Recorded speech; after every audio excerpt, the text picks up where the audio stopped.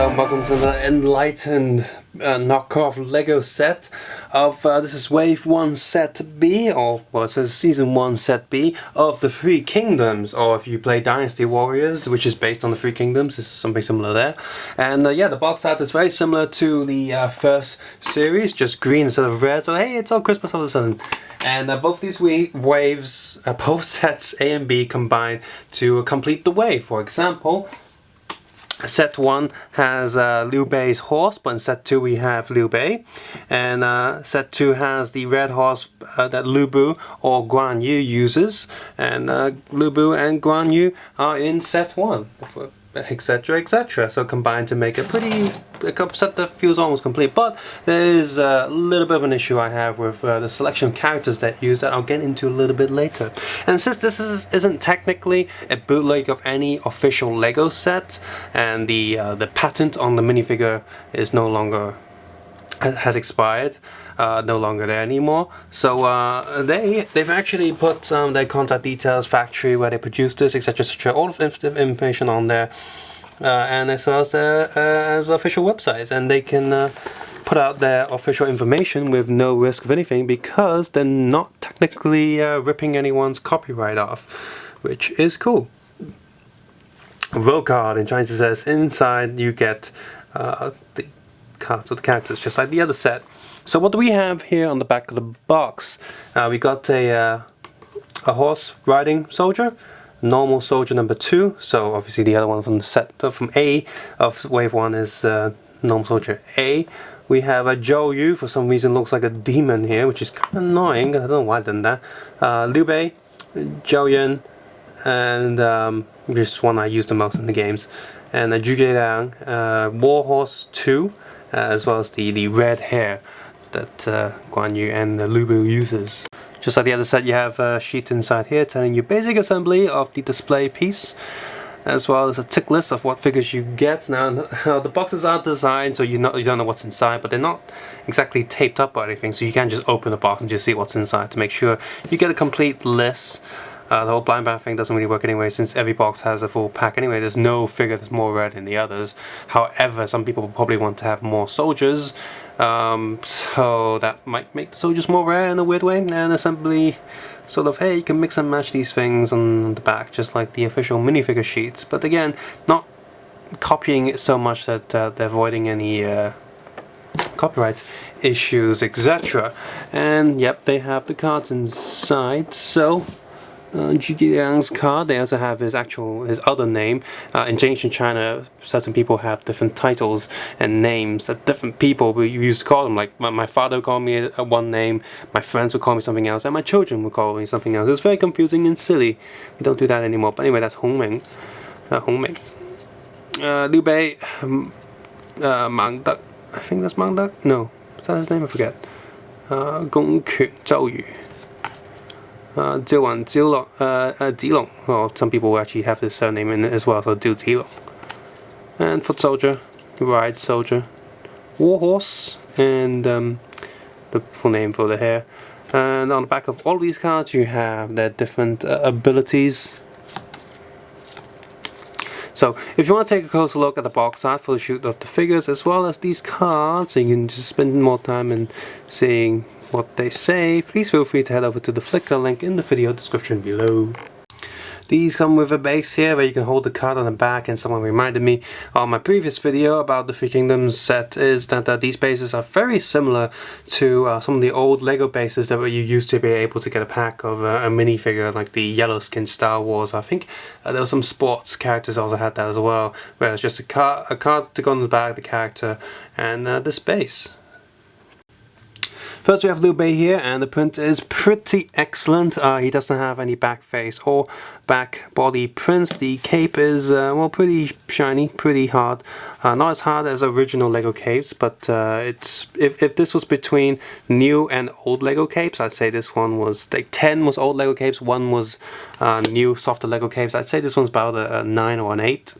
Face is printed okay as well. I don't like that he's in red, mostly because I'm just used to Shu being sort of green green colored characters because I play Dynasty Warriors, but he is holding two swords like he does in a lot of different iterations, including the more modern Dynasty Warriors. So that's kind of cool. Oh, Jolyon, what did they do to you? Your second face, yeah, he actually has a secondary face, is well, reminds me of the other character, the fifth Tiger General, the one with the mask that doesn't speak too much in Dynasty Warriors. I forgot his name, but we don't have him. So is this like a way to sort of have him? Like if you buy two Jolyon characters, one have the mask, one doesn't, you will have both characters, maybe? Yeah, as well as I was not quite used to Jolyon having too much armor. So if I remove the cape and the armor and just keep the helmet on with this face, that's Jolyon. If I give him the armor, give him the cape, turn the face around, it's the other guy. Still, the figure looks okay, it's printed nicely. Now, Zhuge Liang is pretty much spot on. Really, the only thing you have to make sure is that he has this hat and he has the feather fan. A lot of different iterations have him looking exactly correct because there is art of him, pictures drawn of him wearing stuff like this style of clothing, so a lot of iterations of him will stick to this style because this is the style that people know and they're not going to really go and mess that up. But yeah, the design overall is pretty good. Swordsman, yeah, print is decent, but he has yellow skin again for no bloody reason. I don't get that. The soldiers from the other set also has yellow skin. Other soldier, he has the same body print as all the previous soldiers from the previous set, so you can say they're from the same army, I guess. Yeah, his shield is also printed quite nicely, but they've done a weird thing. They actually, this shield is just a standard dome piece attached to one of these pieces, like what looks like a tiny little saucepan. So it's not a normal shield piece, which is weird. It gets the job done, I suppose. It it stays in the hand for the most part, so I guess that's okay. Oh, Joey, what did they do to you? He has a flag here that says together on one side and fire on the other, and he has one of those special knight swords that came out a while ago, and his arm just fell off. By the way, it does use the C sort of shape thing that official Lego does, but it's not as good as the official Lego one, so as you saw, it kind of just fell off. He's the worst sufferer of this for some reason. Not only is he some sort of demon now, Joyu, but also has loose arms. The whole design looks pretty good. I'm just questioning why he looks like that. Oh well. Helmet's a little bit tight, but if you turn it around, you get to see his face without the mask. And my god, he looks even more of a demon here with that evil grin going on. Seriously, what the hell's going on with him? Finally, we have the two horses here, and by the way, there's a spare piece for Jolyon's helmet, and one of the soldiers also comes with these two sort of dart/harpoon things that you can take off if you really want to. And yeah, these horses are articulated just like the other ones, and you do assemble them. You put the head in this piece, this body piece, snap the body pieces together, and then snap the legs together, and then put this grey piece on top. And yeah, here there's a little bit of a click there, so that ensures that they won't, even if they get a little bit loose, they won't drop back down, so that's good. They can stand on their own quite well, and head articulation as well. And the print on this horse is pretty good. And the print design on this one is pretty excellent actually. Very sharp details on the front there. Very clear print. And prints on both sides. And these prints do not end where the saddle is placed. It's actually printed right up to the edge of the horse. Right up to the edge. So this ensures that even when you put the saddle on, the print won't miss any edges. So that's good. Now, combining both parts of Wave 1 is pretty cool. As you can see here, Lu Bu has his horse, or Guan Yu, but eventually when he comedies it. We have the Three Blood Brothers here with Liu Bei on his horse, so that's cool. The Three Blood Brothers versus Lu Bu. That's a classic scene from Romance of the Three Kingdoms, the fictional version of the historical events. You got a bunch of soldiers there, an extra like horse soldier there. That's pretty cool. And you have 4 of the 5 Tiger Generals from the Shu's kingdom, which is actually kind of annoying. Instead of, I get it, they wanted to have one villain, but I don't know why. Zhou Yu looks like a villain here, the demon, like Lu Bu, so it just is not Zhou Yu to me. So I kind of get it why they want one villain there, but they could have swapped out one horse for another minifigure if they really wanted to do that. But I just felt like with this sort of being the first wave, they really should complete the 5 Tiger Generals. So instead of this supposed Joju, they should have had the last Tiger General here, because we have 4 now out of 5. It's just 1 missing, so that's a little bit annoying. And then the soldiers do look pretty cool as well.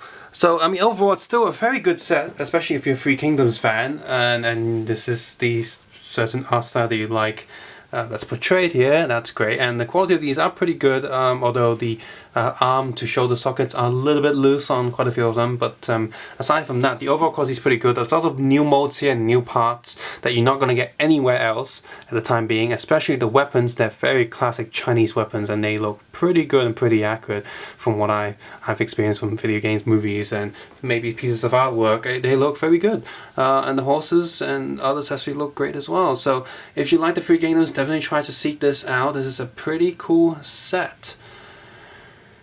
So, I'm hoping Wave 2 A and B and Wave 3 A and B will each sort of focus on the other kingdoms, because for the most part, these are all Shu characters.